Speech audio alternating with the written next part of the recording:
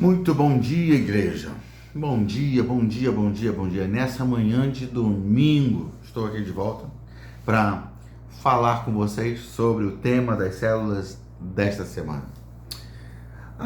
O tema das células deste mês envolve a proposta de lembrarmos que somos mais do que vencedores em Cristo Jesus. Somos mais do que vencedores por causa daquele que nos amou. E vitória fala de luta, fala de guerra, fala de enfrentamentos. Mas independente de onde estamos, em que fase estamos desse enfrentamento, se antes de entrar nele, se no meio dele, se no final dele, a verdade sobre nós é que nós somos mais do que vencedores. Veja aqui, nós somos mais do que vencedores porque a morte de Cristo Jesus não nos imuniza contra as tribulações, ou imunizar não é a melhor palavra, mas pode ser em alguns sentidos, mas a morte e a ressurreição de Cristo Jesus não nos coloca no lugar de salvação, no sentido de que nenhum mal chega à nossa casa. Não. Paulo fala assim, que a gente tem que estar preparado porque o dia mal vem. Certamente o dia mal vem. Um dia ele chega. E a gente precisa estar pronto para ele. Pronto para ele como?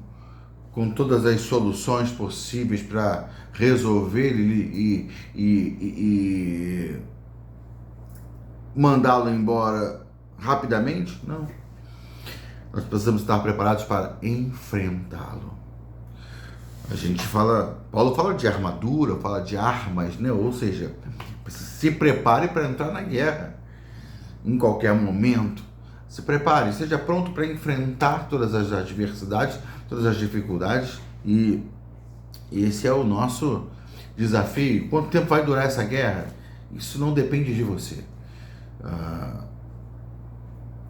Resista. Aliás, depende de você, porque às vezes você pode definir essa guerra mais rápido se você estiver melhor preparado. Mas a questão é, resista, enfrente, avance, não abaixe sua cabeça, se fortaleça para estar pronto para enfrentar a guerra que for necessário.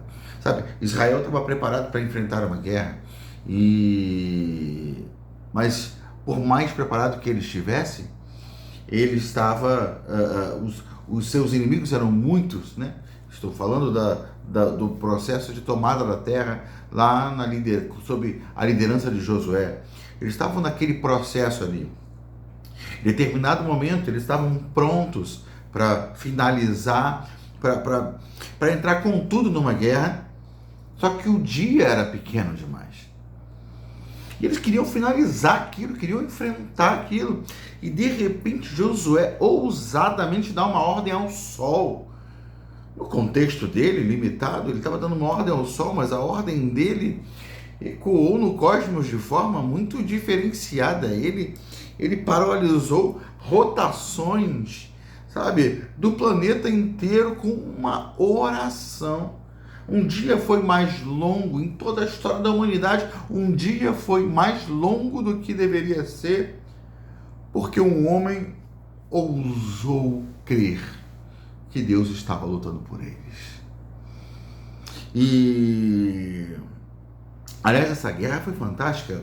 Deus jogava pedras vinham do céu sobre os inimigos. Imagina Deus mirando lá e, sabe, Deus guerreando com os seus filhos. Veja que Deus não os livrou da guerra. Deus não foi lá. Deus ajudou jogando pedra lá de cima. Mas ele não falou, peraí. Tirou os inimigos todos, agora entra e toma posse. Não. Ele permitiu a guerra, ele permitiu a batalha, ele permitiu o enfrentamento, mas com seus milagres, com seu poder, com o poder sobrenatural, ele lutou com o seu povo e deu vitória ao seu povo. Por isso que somos mais do que vencedores, porque o povo de Israel não foi vencedor apenas, como quem vai lá e com sua própria condição resolve a questão. Com sua própria força e capacidade de resolver a questão, eles venceram os outros porque eram mais poderosos. Não. Eles são mais do que vencedores. Por quê? Porque eles venceram mesmo sendo incapazes de solucionar naquela questão. Deus lutava por eles. Eles são mais do que vencedores, porque Deus estava lutando a guerra deles, guerreando a guerra deles. Então, o enfrentamento foi permitido por Deus. Ainda que a vitória estivesse certa e Deus já tivesse falado, eu dei a vocês. Muitas vezes acontece na Bíblia, inclusive com Davi, acontece muitas vezes, Davi consulta o Senhor e Deus fala assim, olha, entreguei essa cidade nas suas mãos, entreguei esse exército nas suas mãos, entreguei essa situação nas suas mãos, mas isso não o impediu de entrar na guerra, não o impediu de suar, de se gastar, não o impediu de se sujar, entende? Nós estamos sendo preparados por Deus o tempo todo para enfrentamentos. Mas em meio a esses enfrentamentos, a gente confia no Senhor, na sua vitória, no seu poder já estabelecido sobre nós. Então nós somos mais do que vencedores. Na semana passada nós falamos que nós somos uma unidade, né? Um por todos, todos por um, Deus por todos e todos por Ele. Nós lembramos da responsabilidade de termos um mesmo pensamento, um mesmo sentimento. O desafio do tema desta semana fala sobre envolver-se. Nós tivemos recebemos informações na semana passada sobre desafios que estamos enfrentando. Quero lembrar a vocês, nós não estamos com a corda no pescoço. Não, a gente é abençoado, nossa igreja é profundamente abençoada. Graças a Deus. Nossa igreja não está mal, não está com problemas. Nossa igreja está se ajustando. Mensalmente a gente tem algumas coisas para melhorar, para que a gente volte a um lugar de maior tranquilidade. Mas nós não estamos afundando. Quero deixar isso bem claro. Quero usar essas expressões, deixar isso bem claro. Nós não estamos afundando em lugar nenhum. Nós estamos avançando. Nós estamos experimentando a graça de Deus enquanto desenvolvemos tantas coisas e ampliamos nossa percepção. Deus está nos dando oportunidades para crescer. Crescer para além das nossas próprias forças. Para aprendermos a lutar com armas poderosas em Deus, capazes de destruir fortalezas. Amém? E o tema de hoje é tempo de se envolver. O tema dessa semana, tempo de se envolver. O quanto você está envolvido?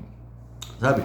O texto de 1 Coríntios, capítulo 12, versos 26 e 27 diz assim: de maneira que, se um membro sofre, todos sofrem com ele. E se um deles é honrado, todos os outros se alegram com ele. Ora, vocês são o corpo de Cristo e individualmente membros desse corpo. Vocês são, mas você é. Que coisa, que revelação simples, mas interessante. Vocês são, mas você é. Nós somos, mas eu sou. Às vezes a gente está eu sou militar, então você às vezes está numa coletividade, num grupamento, né? E aquele grupamento te dá segurança. Mas às vezes chega a sua vez. Você, em épocas de estágio, né? Você faz várias coisas juntos. Olha, lembrei de uma coisa agora. Eu estava na minha época de estágio e a gente estava lá no quartel fazendo vários treinamentos juntos, todo mundo junto, todo mundo sofrendo junto, né? Mas aí chega a sua hora de realizar uma tarefa diante dos olhos de todas as pessoas, né? Mas O que está sendo gerado nesse grupo? Identidade. Entre muitas outras coisas, está sendo gerada a identidade. Né? Nós todos somos um grupamento, nós todos somos bombeiros, mas você é. Porque há momentos em que você vai entrar, há momentos em que você vai pegar as ferramentas, há momentos em que você pode decidir a situação, há momentos em que você pode salvar uma vida, obviamente apoiado por todo um grupo, mas há momentos de calamidade nacional, há momentos de enfrentamentos, de terrores naturais, né? Terremotos, tantas coisas. A gente está ali, há momentos em que não tem um grupamento para estar com você e é você e a situação. Então você carrega a identidade, você precisa ser treinado nessa identidade. Eu lembro de uma situação, por exemplo, do rapel. Eu não tenho nenhuma fobia de altura, mas tenho um certo medo, vamos dizer assim, né? Eu chego, mas chego devagar, não fico com fobia, com desespero, mas tenho algum cuidado com a questão é a altura. E na hora de fazer o rapel? Não é uma questão coletiva, é você e os equipamentos, é você e as cordas, é você e o seu próprio medo, é você e o seu próprio desafio. Então, nesse contexto, você aprende que nós somos, mas eu sou. Vocês são, mas você é. E o quanto você é. Nós somos igreja, mas eu sou. Eu não sou igreja isoladamente, não tem como, isso é impossível. Eu ser igreja isoladamente. Eu só sou igreja na coletividade, mas eu represento sim a igreja do Senhor onde eu estiver. A igreja é o corpo de Cristo e o dedo não é corpo sozinho, né? O dedo não é corpo sozinho, ele não é.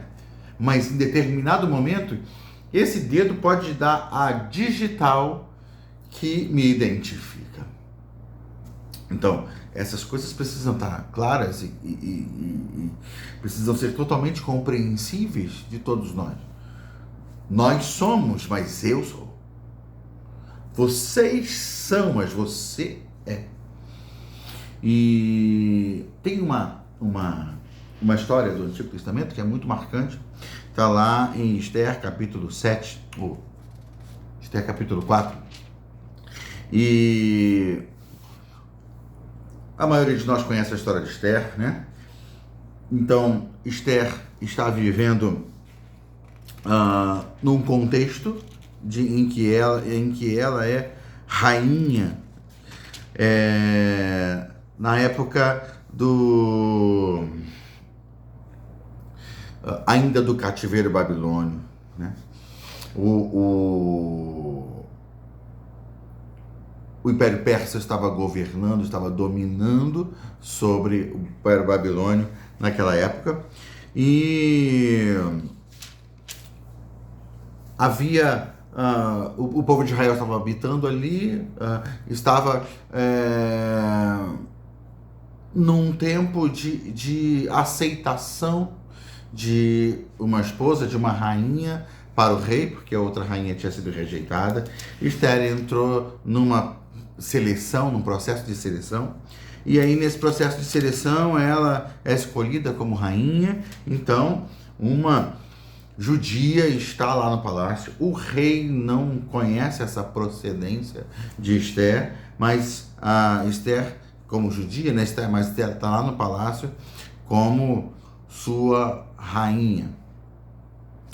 E em determinado momento, um homem cheio de malignidade no coração é tomado de ódio pelos judeus e intenta contra o povo judeu.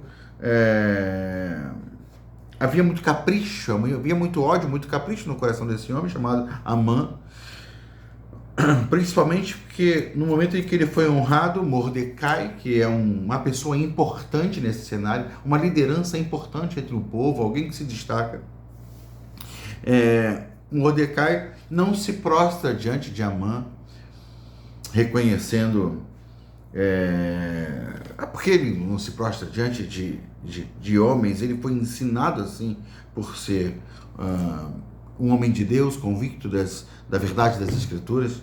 Então ele não se prostra diante de outra a não ser do Senhor. Então Mordecai não se prostra. Algumas versões vão trazer Mardoqueu, né? Mas eu gosto de Mordecai. Desde criança aprendi, o meu registro é Mordecai. Então, talvez a versão da sua Bíblia fala que o nome dele é Mardoqueu. Mardoqueu. A minha versão, inclusive, a versão que eu uso em NVI, fala Mardoqueu, se não me engano, mas eu, quando leio Mordecai, porque está nesse registro aqui, né? Mas então, Mordecai, ele desperta por essa atitude o ódio já existente no coração de Amã, e Amã faz uma trama pela qual ele engana o rei, e o rei assina um decreto para extermínio de todos os judeus. E aí há um pranto, há um choro, há um clamor coletivo acontecendo. Mordecai se veste de pano de saco e cinzas e vai até a porta do palácio. Ele quer falar com Esther. E quando Esther sabe que Mordecai, agora a gente está no capítulo 4 de Esther, quando Esther sabe que o Mordecai está lá sofrendo e angustiado, com pano de saco e cinza na porta do palácio, Esther faz o quê? Leva umas roupinhas para ele lá, limpas, para ele tirar aquela roupa suja. Não, Esther, você não entendeu. Você não entendeu o que está acontecendo aqui. Sabe? Tem coisa mais séria acontecendo. E aí, de repente, o Mordecai rejeita aquelas roupas, aí ela manda alguém lá perguntar. E aí, Mordecai fala assim, olha, você tem que fazer alguma coisa. Porque, tá para dar muito ruim. Tá para rolar um extermínio de toda a nossa nação, todo o nosso povo. Você precisa fazer alguma coisa. E aí, quando Esther recebe essa informação, recebe esse pedido de Mordecai, ela fala, mas espera aí, é complicado. Por quê? Porque mesmo a rainha, nem qualquer outro súdito do rei poderia simplesmente chegar diante dele. Qualquer pessoa, para chegar diante dele, precisava ser apresentada e ter a permissão dele para se aproximar. E a Esther fala, olha, tem 30 dias que ele não me chama. Tem 30 dias que eu não sou chamado à sua presença. E aí, de repente, do nada, eu chego lá e falo assim, oi, não posso. Eu posso ser morta, mesmo sendo rainha. Ninguém se aproxima do rei quando quer e porque quer. Então, isso é muito difícil. E aí essa resposta chega até Mordecai, e Mordecai fala assim, mas e aí? É difícil, mas qual é o problema? Enfrenta essa dificuldade. Vai lá e encara o rei. Porque olha só, não pense que é porque você está no palácio que você vai ser livrada disso, não. Esse ódio não é de um coração humano. Ele não fala isso, mas eu estou exagerando. Esse ódio não é de um coração humano. Esse ódio é espiritual. Há um propósito espiritual de destruição de todo o nosso povo. Então, olha só, presta atenção. Não é porque você está aí que você vai ser livrada, não. Quem sabe você não está aí para isso. Quem sabe você não foi colocada aí para assumir um lugar, para assumir uma posição. Esther é tomada por essa palavra e fala, tá bom, eu entendi. Se eu morrer, eu morro, mas eu vou lá. Avisa lá que eu vou me colocar diante da morte, em face da morte. Eu vou me colocar diante dessa situação. Separa o povo inteiro para orar e jejuar por 3 dias. 3 dias sem comida e sem água, sem comer e sem beber nada. 3 dias e 3 noites. Põe todo mundo para orar. As minhas servas vão orar comigo e jejuar. E a gente vai estar nesse tempo. Depois eu vou me aproximar dele. Se tiver que morrer, eu morro. E aí, esse processo se desenrolou. E Esther conseguiu desmascarar a malignidade de Amã. Amã foi enforcado na forca que ele construiu para enforcar Mordecai. E o povo de Israel foi preservado de forma tão especial. Uma festa nasceu para comemorar, uma festa das festas tradicionais, né, do povo de Israel, nasceu para comemorar esse grande livramento de Deus. A malignidade foi denunciada e foi exterminada, e o povo de Israel permaneceu firme, forte e se multiplicando na terra. O que essa história nos traz? Esther estava num lugar relaxada, tranquila, usufruindo de uma condição. Isso não era nenhum pecado. Esther não estava pecando. Esther não estava pecando por estar ali no palácio, usufruindo do palácio. Ela não estava pecando por estar ali num lugar de conforto, de luxo e de riquezas. Não. Mas nós vivemos por um propósito e a qualquer momento a gente precisa estar pronto para viver esse propósito. E quando Mordecai foi reivindicar a atitude de Esther a partir do lugar onde ela estava, ela demonstrou não ter muito clara em sua consciência o propósito da sua vida. Não, peraí, leva uma roupinha, anda de sair dessa tristeza. Não, a tristeza é legítima, ela é real, ela é para esse momento. Esse é o momento de tristeza, de choro, de angústia, de jejum, de oração. Esse é o momento. Então tá bom, mas olha, tem coisas que eu não consigo, tem coisas que eu não posso. Olha, não sei se você pode ou não pode, a questão é, faça, porque esse é o seu lugar. Então, esse é o tempo de nos envolvermos, e eu creio profundamente que Deus está nos dando essa oportunidade de crescer nesse lugar de envolvimento. Nós somos, mas eu sou. Vocês são, mas você é. Você é parte dessa comunidade. Tudo que acontece nela envolve você. Tudo que nós experimentamos deve ser experimentado por você. É tempo de nós nos envolvermos. Sabe, a gente colocou aqui até uma ilustração, né? Se a empresa em que trabalhamos estiver passando por problemas, talvez é da empresa, eu trabalho na empresa lá, eu sou funcionário da empresa. Eu talvez não tenha a mínima dificuldade. Tá dando ruim aqui, então o que eu vou fazer? Eu vou começar a mandar meu currículo e garantir a segurança da minha família, né? Então, eu tô aqui, faço o meu trabalho aqui, mas já tô mandando currículo. Não é uma questão de empresa, é uma questão de unidade, é uma questão de corpo. Vamos trabalhar juntos. Vamos estar juntos. Essa guerra é de todos nós. Essa batalha é de todos nós. Esse enfrentamento é nosso. Volto a falar. Nós não estamos com a faca no pescoço. Nós não estamos com a corda no pescoço. Nós não estamos maus e com problemas terríveis. Não. Nós somos abençoados. Nossa igreja é muito abençoada. Mas nós estamos nos ajustando dentro de realidades importantes para nos mantermos nesse lugar de bênção, para não perdermos esse lugar de bênção. Então, mas nessa hora, nesse momento, é a hora em que você precisa entender qual é a minha parte nisso. Talvez tenha ficado um tanto não muito específico. Talvez a gente se torne mais específico ao longo das semanas, né? Quanto ao como você pode efetivamente estar participando, mas de alguma forma eu preciso que você entenda que você não é um espectador. Você não é alguém que vem aqui e senta nos bancos e ouve e assiste um culto. Você não é um cara que vai numa célula onde as coisas são providenciadas para acontecer a despeito de você. Você tem uma participação nisso. Nós somos, mas eu sou.